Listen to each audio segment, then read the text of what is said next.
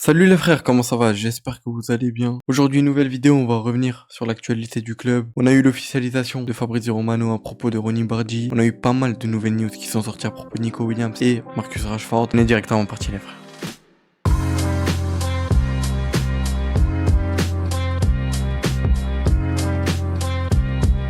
Ronny Bardi, on en avait déjà parlé dans la précédente vidéo. Je vous avais dit que Deco Boyan avait rencontré l'agent de Ronny Bardi. Ça a été fait, il y a eu un accord qui a été conclu. Ça parle du 2,5 millions.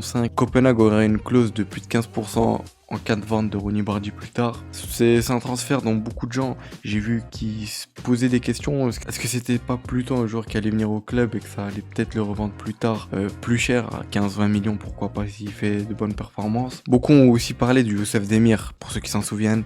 Ancien joueur du Barça qui avait été recruté dans le même style que Ronny Bardi. Il avait un bel avenir devant lui, etc. Il était dans une période sombre, pour ceux qui s'en souviennent. Et malheureusement, voilà, ça s'était pas fait. Le Barça qui l'avait revendu, quand même, il me semble plus cher que ce qu'il l'avait acheté, si je dis pas de bêtises. Possible que je me trompe. Ronny Bardi, lui, qui est appelé comme le Messi suédois, on le rappelle, il est suédois. Il a 19 ans, ailier droit, très technique, très fort dans les 1v1, dans les petits espaces. Il vient, mais ça serait dans une dynamique plutôt pour jouer avec l'équipe B, mais d'intégrer cette équipe dans le Siflik. En tout cas, il s'entraînera avec l'équipe A. Ce qui a été dit, c'est que dans les prochains jours, il va arriver à Barcelone pour sa visite médicale et qu'il sera pris pour faire cette pré-saison avec le Barça tout en Siflik. Je pense très certainement qu'il va aussi participer à la tournée en Asie.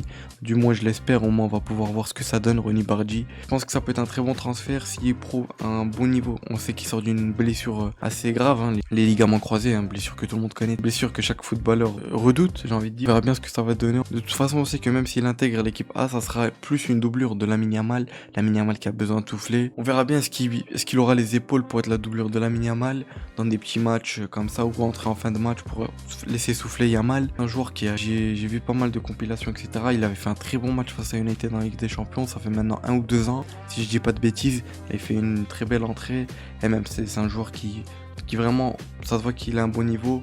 Lui qui est fan du FC Barcelone depuis très très jeune. Lui qui, on le rappelle, il y avait plus de 10 clubs qui étaient dessus. Même si les deux clubs qui étaient plus dessus, c'était le Barça et Porto. Mais il y avait pas mal de clubs qui étaient dessus. Il a choisi le Barça, il y a pas mal d'images de lui qui sont sorties quand il était petit, qu'il avait le maillot du Barça. Deco et la direction qui sortent un mercato plus qu'exceptionnel, je sais pas si on s'en rend compte. Même moi, j'arrive pas à m'en rendre compte, mais ça fait plaisir. Voilà, Ronny Bardi c'est fait. Il sera très prochainement, je pense, officialisé par le club, par le compte officiel du Barça. Passons maintenant au Nico Williams. Nico Williams qui, des dernières news, ça serait même très certain.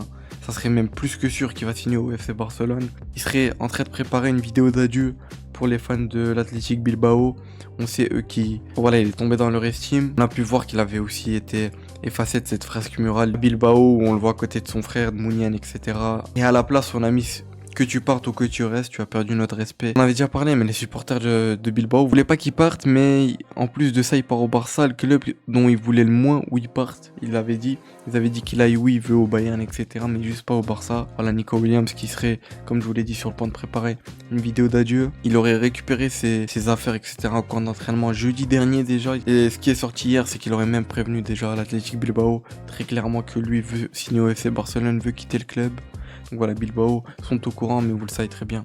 Ils sont très compliqués en termes de négociation. Mais le Barça, comme je vous l'avais dit, ont maintenant ce montant pour payer cette clause libératoire de 60 millions à peu près. Le Barça devrait la payer aux alentours du 1er ou 2 juillet. C'est en tout cas le but du Barça, on le sait que Hansi Flick le veut, a validé totalement le transfert et le veut pour la pré-saison. Le joueur lui-même veut faire la pré-saison avec le Barça et participer à cette tournée en Asie. Donc voilà, ça fait extrêmement plaisir. Nico Williams, enfin ça va se concrétiser. Moi, ce que je redoutais que j'en parlais, c'est j'avais peur que ça fasse un peu la saga comme l'année passée où ça en parlait beaucoup, mais où c'était pas du concret, il a finalement pas signé. Voilà, cette année il va signer, ça fait extrêmement plaisir. Il y avait aussi eu des news qui étaient sorties que son frère Inaki Williams mettait pression sur Nico pour rester au Barça. Je pense que ça peut être très probable, sa famille, etc. aussi qui mettent la pression, mais voilà, lui, rêve du Barça, veut aller au Barça. Voilà, il veut déménager à Barcelone. Lui, ses idées sont très claires, même si le Bayern, ce que j'ai compris, a pas mal forcé. Ils ont proposé un salaire encore plus grand, etc. Mais lui est très clair, il veut rejoindre le FC Barcelone cet été. Et le Barça va tout faire pour le faire signer. Deco qui aurait joué un rôle très clé dans la décision de Nico Williams de rejoindre le Barça cet été. Ça fait plaisir encore une fois. Faut souligner les travaux de Deco, les frères. Donc voilà, on va suivre comment ça va évoluer. Je pense qu'il sera officialisé normalement avant la pré-saison du Barça, donc avant le 13 juillet. Comme la clause devrait être payée le 1 ou 2 juillet. dans ces alentours-là. On suivra ça, en tout cas ça fait extrêmement plaisir. Nico Williams, voilà, j'ai déjà donné mon avis, c'est une recrue plus qu'idéale. Parlons maintenant du cas Marcus Rashford. Marcus Rashford qui fait plus que des appels de phare pour rejoindre le FC Barcelone. Il like des posts du FC Barcelone, il s'était abonné au compte du FC Barcelone sur Instagram, like les posts comme je vous l'ai dit. C'est un joueur qui est déterminé à rejoindre le FC Barcelone. Comme je l'avais dit dans la précédente vidéo, il est à Marbella actuellement en Espagne. Il a tourné une vidéo avec un youtubeur espagnol, 2 youtubeurs il me semble. Ils lui ont posé pas mal de questions et il leur a dit que l'Espagne est très agréable, qu'elle n'était pas très loin de chez lui. Il a dit que si je m'entraînais ici pendant une longue période, c'est bien car ma famille peut venir me voir quelques jours. Ça a seulement 3 heures de vol et il fait beau ici. Ensuite, ils lui ont posé la question de est-ce qu'il rêverait ou est-ce qu'il voudrait jouer avec Yamal un jour. Il a dit bien sûr que j'adorerais, tout le monde veut jouer avec les meilleurs. J'espère, on verra. Il est très clair, il fait plus que des appels de phare. On aurait eu des sources de sa famille qui disent que pour lui, le recrutement Nico Williams, n'aurait pas de rapport avec son recrutement parce que on sait que c'est un joueur très polyvalent en attaque.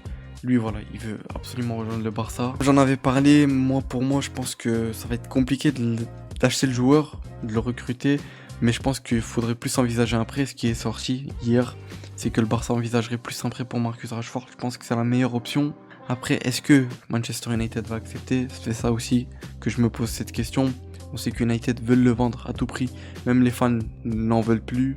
Et surtout que j'ai vu pas mal de fans le critiquer parce qu'il fait pas mal d'appels de phare au Barça. United voudrait le lâcher pour pas moins de 40 millions. Aston Villa, il me semble qu'il voulait le récupérer parce qu'on sait que la deuxième partie de saison, il allait en prêt chez eux. Ça en parlait même au Barça, mais bon, c'était très compliqué de le faire venir. Il est allé à Aston Villa, il a fait une deuxième partie de saison qui est assez bonne, la vérité. Le match face au Paris Saint-Germain, un très bon match, même s'ils se font éliminer, il fait un assez bon match. On verra bien comment ça va évoluer. En tout cas, moi, Rashford de Barça, je prends. J'ai déjà donné pas mal de fois mon avis. Le prendre en prêt, ça serait, je pense, la meilleure option pour pas trop peser sur le montant de transfert. Parce qu'on le rappelle déjà, Nico Williams va coûter 60 millions. Le Barça, de toute façon, est très concentré sur Nico Williams, c'est leur priorité. On suivra ça par rapport à Marcus Rashford, comment ça va évoluer. De toute façon, si Marcus Rashford venait à venir au Barça, ça serait une recrue plus envisagée vers la fin du mercato, ce que j'ai compris. Passons maintenant à l'actualité autour du club. Il y a eu une source qui est sortie par Gérard Romero, lui qui gère Girantes, qui donne pas mal de news. Voilà, je pense que vous le connaissez, il est sur Twitter, il est en live tous les jours. Il donne pas mal de news, c'est quelqu'un de fiable, qui a dit que Flick a expliqué à Deco que Rafinha ne bougera pas du 11, même si Nico Williams arrive. C'est vrai qu'on avait vu pas mal de gens dire que le Barça était ingrat envers Rafinha, et il sortait l'une des meilleures saisons de sa vie, peut-être Rafinha, et ça veut le dégager. Ça va juste parler de lui dans un poste qui est plus actuel, un poste où il a été plus à l'aise, j'ai trouvé cette saison. Rafinha, un poste de 10, où je pense qu'il peut faire pas mal de dégâts. Donc voilà, Rafinha ne bougera pas. C'est un joueur qui est intouchable pour Flick dans le 11 et même Flick n'envisage même pas un départ. On sait que ça parlait de 150 millions d'United. Mais bon, je pense que c'était des news à prendre avec des pincettes. On a eu des news aussi à propos du bon vieux Marc-André Ter Stegen, lui qui, je vous le cache pas, son cas, je comprends pas grand chose, même des news qui sortent. Des jours ça dit qu'il va partir, des jours ça dit que lui souhaiterait rester, veut rester. Il y a une news qui est sortie que pourquoi aussi le Barça est allé recruter Juan Garcia, c'est que le club et le staff a de très grands doutes autour de Ter Stegen, surtout à propos de son genou. Il avait déjà eu une grosse blessure en 2018. C'est une blessure qu'il avait au genou c'est la blessure qui est la même que R9, hein, pour ceux qui s'en souviennent. Cette fameuse blessure au genou. Le club aussi a peur qu'il rechute. Ce qui est sorti, c'est que le club a été très clair avec lui. Il n'aura aucune minute de jeu. Parce qu'on le sait, Chesney sera le gardien. Numéro 2 la saison prochaine, numéro 1 sera Juan Garcia. Et numéro 2, Chesney. Chesney, dont ça en parle, qui va prolonger. Fabrizio Romano a évoqué son cas. Il a dit que le Barça va lui proposer une prolongation jusqu'en 2027. Prolongation de contrat. Lui qui aussi devrait l'accepter, voilà, ils sont très bien au FC Barcelone. Lui comme De Jong, lui aussi qui se sont mis d'accord, le Barça, mais c'est des prolongations qui vont pas directement signer maintenant, comme je vous l'ai expliqué. Le Barça est beaucoup plus concentré sur leur mercato et ils ont raison, les prolongations seront plus tard. On a aussi eu un plan d'Hansi Flick et de son staff technique une fois que Nico arrivera, comment lui va souhaiter jouer dans ce secteur offensif. Hansi Flick, ça parle de Nico Williams à gauche, Lamine Yamal à droite, Rafinha en 10, Dani Olmo dans un rôle de faux neuf et Lewandowski qui perdrait progressivement sa présence dans le 11 en raison de son âge. Même s'il faut pas l'oublier, c'est un joueur qui a une forme athlétique qui est très bonne et des fois c'est vrai qu'il a tendance à ralentir le jeu. Dani Olmo, on sait que dans ce rôle de faux neuf il est très fort. Les deux autres neufs pour remplacer Lewandowski en cas de blessure etc. ou pour le remplacer sont Dani Olmo et Ferran Torres. A voir si Marcus Rashford vient. Lui aussi sera dans ce rôle de rotation avec Dani Olmo et Ferran Torres. Je pense que c'est une surprise pour personne. Tout le monde va voir Rafinha en 10, Nico Williams à gauche, Lamine Yamal à droite. Et pour moi-même, on aura très certainement à chaque fois un Lewandowski titulaire. Je pense que Lewandowski restera quand même titulaire, même s'il va quand même perdre progressivement sa présence dans le 11, comme je vous l'ai expliqué, en raison de son âge, etc. Lui, Lewandowski, dont ça en parlerait déjà de la saison prochaine, d'un départ vers l'Arabie Saoudite. Lui qui la saison prochaine, ça sera fin de son contrat, si je dis pas de bêtises. La saison prochaine, le Barça a déjà en viseur le successeur de Robert Lewandowski, qui serait Julián Alvarez. Ça en parle depuis très très longtemps, Julián Alvarez. Depuis qu'il a rejoint l'Atlético, ça en parle.